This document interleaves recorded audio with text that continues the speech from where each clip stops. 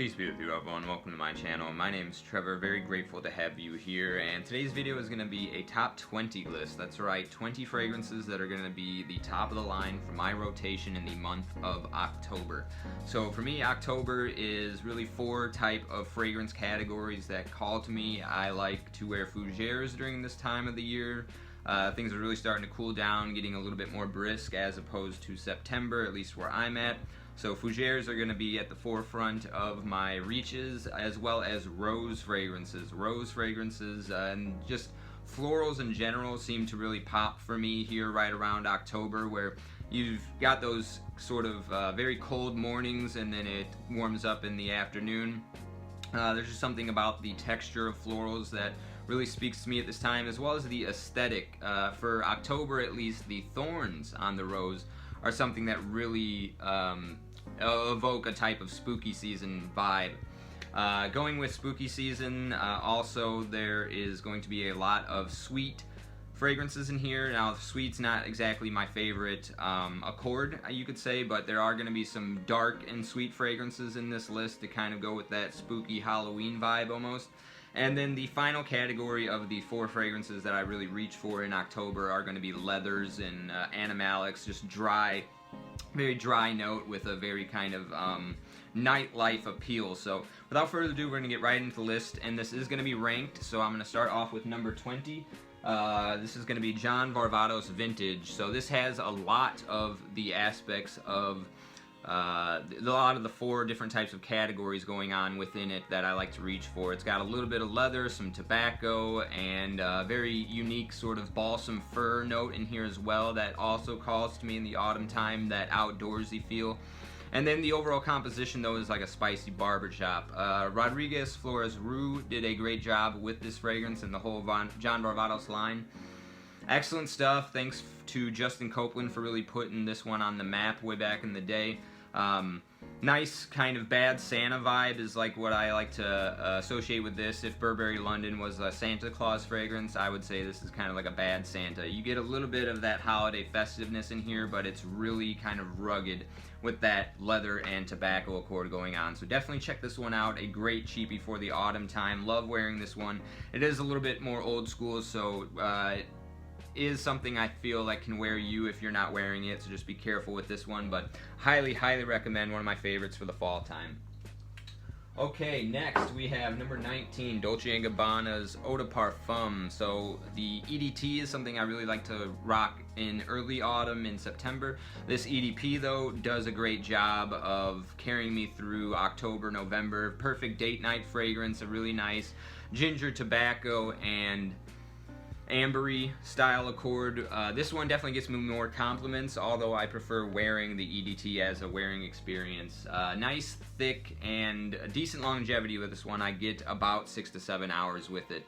So I know that's a big criticism of this, is the longevity, but it performs about average for me. Definitely check this one out, a classic in the community and one to grab if you've got a small collection, because this one is well received, mass appealing, high quality, and just a good one to have in your collection.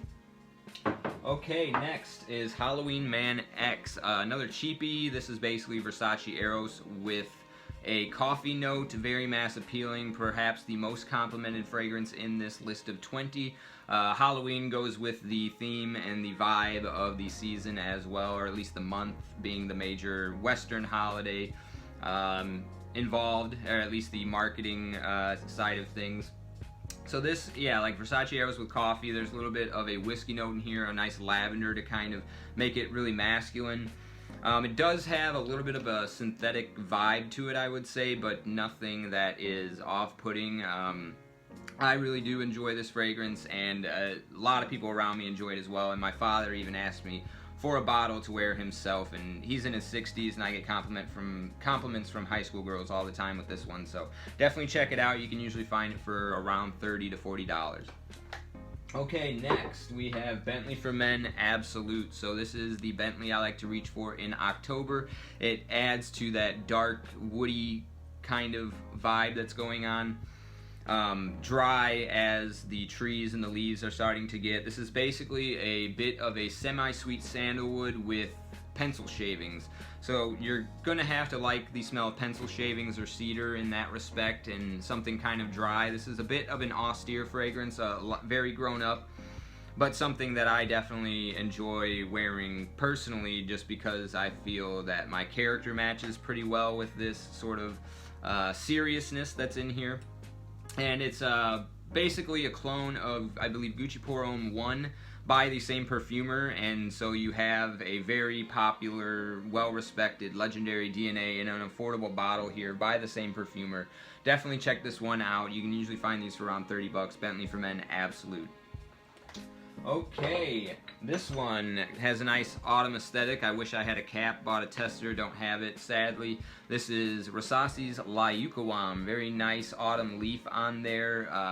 One of the reasons why I would prefer to get this over the fragrance it's cloning, which is Tom Ford's Tuscan Leather, which is basically a very nice, dry, brown leather fragrance with a hint of raspberry over the top.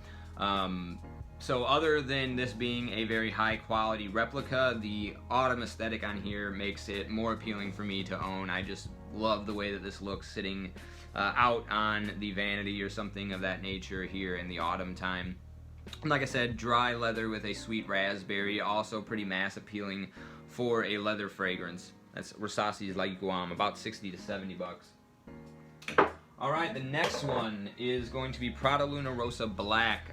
You could also, if you've got the money, look on eBay or Mercari for Van Cleef & Arpels Midnight in Paris. They're kind of in the same vein in terms of scent profile. The Midnight in Paris is discontinued and going for like $300 though, so this is a great alternative. That one has a little bit of a leather accord in there that makes me prefer it, but this one's great. It's got a nice sort of stevia style sweetness. It's a little bit minty and medicinal with a mysterious, misty, powdery greenness and a subtle sweetness that dries down into something a little bit smoky. So very nice, inviting, and mysterious date night women loving fragrance, or women love this fragrance as well. It's just easy to wear. I wasn't the biggest fan of it at first. It has this slight Play-Doh-y texture that I'm not that big of a fan of, but for whatever reason this particular autumn I busted it back out and fell in love with it for the first time. It was a like before, but now really enjoying wearing this one. Might make it my scent of the day today. This is Prada Luna Rossa Black. Okay, next we have, I think this is 2019, 18, 17, 16, 15. 2019, 18, 17, 16, 15. So this is number 14 in the list, Moschino's Toy Boy. So this is a very nice spicy rose fragrance for men. A lot of guys say that it leans a little bit too effeminate, a little bit too grandma-esque. But for me, this is a great wear, a great rose fragrance for this time of the year, a great mass appealing compliment getter. There's just everything about this fragrance I find awesome. It's been going up in price a little bit. I think these 100 mLs are around $70 now. I personally would just recommend getting the 50 ml. I think this bottle is a little bit clunky, and the 50 ml is just going to be maybe not the best price to value ratio, but just something easier to kind of lug around if you need to. But yeah, very nice, kind of dark, spicy rose fragrance. It's got some bitterness to it.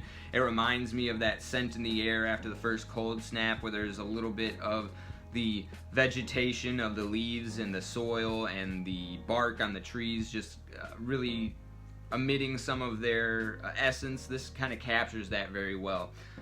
Very much a beloved fragrance of mine, especially in October. This is number 14, Moschino's Toy Boy. Okay, number 13, Guerlain L'Homme Ideal Intense. So this was originally in a black bottle. This is the newest formulation, the only one I've got in the current formulations. So I like recommending this one because I know that this is going to be what most people are getting.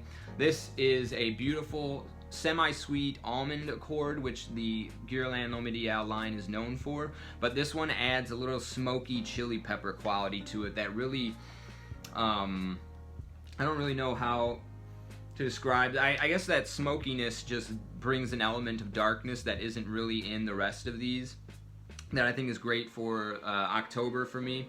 Another reason I really like this one is because it's almost the most easy to wear freshest kind of peppery version out of all of the L'Homme Ideal line, which can get a little bit gourmandish at times, but this one holds to a very elegant, refined, and fresh sort of cologne vibe, I would say, that departs from the entire rest of the line. Slowly becoming my favorite in the line. I think it's still contestant with the Extreme a little bit, which I do enjoy quite also. But this one is a great one to get for the autumn time, in my opinion. It's either this or the Extreme for this time of the year. This is my pick for October, however. So that's this L'Homme Ideal L'Incens, number 13. Okay, number 12, Givenchy Gentleman Eau de Parfum Boise. So the Boise means wood, and this is, I think, I would have to really sit down with it, but I want to say this is my favorite designer iris. Well, Dior own Parfum, but that one's more or less niche because it's hard to find. It's usually over 200 bucks. But this one, that woodiness in here just really tames the effeminate kind of metrosexual vibe that lipsticky iris gives off. And then this one just, it's got a little bit of chocolatey cacao powder in here as well, but that woody quality in here just gives it a textural feel that makes it so much more masculine, and definitely the most complimented iris fragrance I own in my collection. Another reason why it's definitely been growing on me. Beautiful, beautiful stuff. My favorite in the line currently, and my top pick for the month of October from the line. This is Givenchy Gentleman Eau de Parfum Boise for October, number 12. Okay, let's see here. We've got number 11, Honey Oud from Floris. Shout out to Courtney Ryan. She was the person that influenced me to pick this one up. Basically, you get the same DNA that you get with the Shagaf Oud Asrak or the like Honey Oud from Montal. They're not exactly identical. This one has a rose note in here, which is one of the reasons why I really like this one for October, because there's a floral component that really stands out to me that the other fragrances mentioned don't have, but they all share that oud honey accord, and this one is just, I find, the easiest to wear and the most classy because of that added rose that's in there. Not one of the main players, still third behind the honey and oud, but that rose just makes this one really pop off for me. I absolutely adore this. It has a little bit of a powdery texture that can get effeminate for some people, but I think this is perfectly unisex and a great pick for a man here in October. This is Floris Honey Oud for number 11. Okay, finally getting into the fougères, my favorite genre. The first one in the list is going to be the number 10 spot. This is Nishane B-612. So kind of like a neo-fougère because it doesn't quite stick to the same barbershop or shaving cream style scent profile, I would say. I would still consider this a fougère, but I would classify it in the neo-fougère category because it does some things a little bit different. It's definitely a lot more woody. The lavender is highly present, but it just feels different than you would get in a normal like shaving cream accord. A cashmerean note in here that gives it this unique texture as well. Just a very unique, very clean fragrance. It's very hard to describe, but I would say this is dominantly a woody fragrance with some fougère nuances in it. Very easy to wear though. This is probably my favorite dumb reach in the season. This is Nishane B-612. Definitely sample though, it's kind of a unique scent profile. Okay. Number 9, Lotus Pour Homme or Encens. This is a jammy rose enveloped in a bunch of very high quality smoky incense. Definitely the most archetypally spooky season fragrance in this list. I think it captures the vibe that this desktop backdrop has going on right here very well. Just walking through kind of like a creaky haunted forest where the trees might be animated to some extent, and then you just have that jammy sweet rose that just makes you feel so like on the outskirts of a vampire's castle where he's got a bunch of like rose thorns growing on his iron gates or something like that. These are sort of the images that this evokes for me. Very beautiful, high class, almost niche quality fragrance for this time of the year. Kind of hard to find. I don't know if it's been officially discontinued, but I'm pretty sure I saw FragranceNet still had these for about $120 last time I checked, and then Donatella Perfumes had these going for $80 last time I checked. So definitely try to hunt this one down. It's not going to be for everybody, I will say. It's definitely something I could see being divisive or maybe a bit too feminine for some people, but one of my favorites and the number 9 spot here. Okay, in the same ballpark, but I think just a little bit more of a superior fragrance.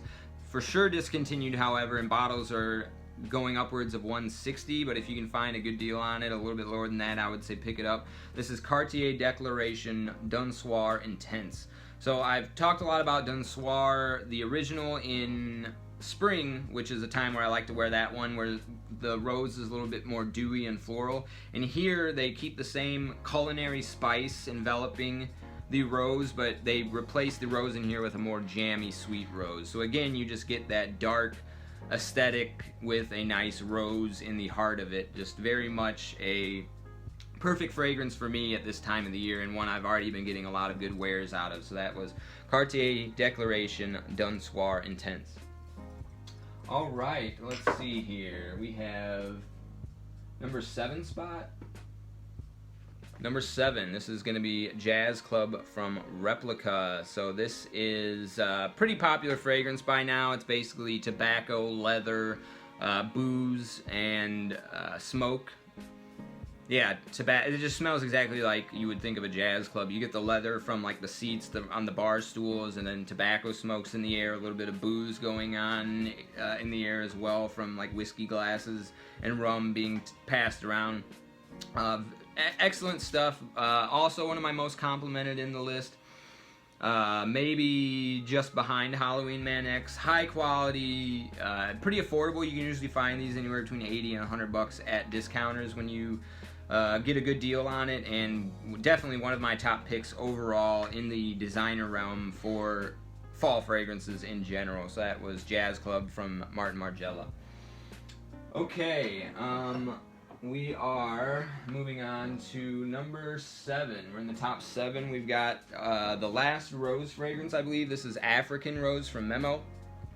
One I don't necessarily recommend because it's like very high priced. I just got a really good deal on this, but it's basically like a very masculine, almost vintage 80s style Tom Ford's Noir de Noir. So you just get that patchouli. You basically get the original African leather that's kind of like a cardamom, cumin, patchouli fragrance in the dry down underneath of a kind of vintage style Aramis 900 rose. Really, really enjoyable wearing experience. Again, I don't think it's worth the price tag they're asking. This is like $590 USD for MSRP. Don't pay that. I paid $250, and I still think that's maybe even overpaying for this, other than the fact that rose is very expensive, and I feel like they do use a high quality rose in here, which could account for the price. But nonetheless, I absolutely adore this, and it's worth getting your nose on if you can get into like a distributor or like a Memo boutique. But very beautiful fragrance, very masculine Tom Ford Noir de Noir style fragrance with a little bit of a vintage vibe. This is Memo's African Rose. Number 7 spot. Number 6 spot, a cheapie that made it way high on the list. Actually, no, sorry, this is top 5. This is Encre Noir à l'Extrême. So this is just an absolutely stunning creation from Nathalie Lorson. You can get these for $30. Not going to be for everybody, but for me, this is way up on my list of loves. Very smoky, woody, kind of black pen ink with a little bit of burnt fall leaves smoke going on in the background with a slight boozy sweetness in here. Very slight, but as you can see from the dent in here, I really do get a lot of enjoyable wears out of this one, and this is probably, given the price point, one of my top picks for October. Obviously, it's in the top 5 here, so I definitely recommend picking this one up. Encre Noir à l'Extrême. Alright, so top 4, we have Penhaligon Sartorial, another from the Fougere category. This is inspired by a tailor shop, so you get a little bit of a steamed iron accord in here, a little bit of metallic steam. There's a beeswax accord in here as well that harmonizes very well with the autumnal vibe. And the rest of it's just an incredibly high quality lavender barbershop fragrance. Bertrand Duchefort is the nose behind this one as well. He's done Jubilation 25 from Amouage, Enchanted Forest for the Vagabond Prince. One of my favorite perfumers, and one of his creations had to make the top 5 of this list. This is Penhaligon's Sartorial. I actually picked this one up for $95 from Penhaligon's website. They did a winter sale where they sold this unboxed. So maybe keep an eye out on their official webpage and see if you can't score a good deal on this one, because they're hard to come by at discounters. Okay, top 3 here. We've got Tom Ford's Oud Wood. Versace Oud Noir would be a fine replacement here, or the Woody Oud from the Maison Alhambra line. But this DNA is a timeless classic, especially for this time of the year. I've heard Goldie Smell Good, shout out to you. I've heard you describe this as like smelling like paint in the best possible way. I think that's a good descriptor here. I used to use these acrylic paints when I was a kid for arts and crafts with my mom. And this reminds me of like those little acrylic paints a little bit. Otherwise, it's kind of like this one's cold, whereas like the clones I feel are somewhat warm and spicier. But this gives off a very cold feeling, a very nice cold polished wood with a semi-sweet accord in there. Just enough sweetness to be like mass appealing, but enough cold woodiness to be austere and respected for a fragrance. This one also has gotten me a pretty good reaction from a woman. Like, she just smelled it on me and she's like, oh, and then just blurted out an expletive. But this is just great stuff, I think, and I got this for sub $200 for 100 ml on Aura fragrance. Okay, top 2, Gucci Guilty Absolute. So not everyone's cup of tea. Some people say it smells like Band-Aids. I kind of agree with that, but I think it smells like Band-Aids in the best possible way, in the same way that Oud Wood kind of reminded me of acrylic paints in the best possible way. This has got cypress in here, which is another note that I'm very fond of in the month of October. It's just got a nice cold woody quality to it. But here, this is just, I can't really even pick out or distinguish individual notes. It just smells like a very high quality leather.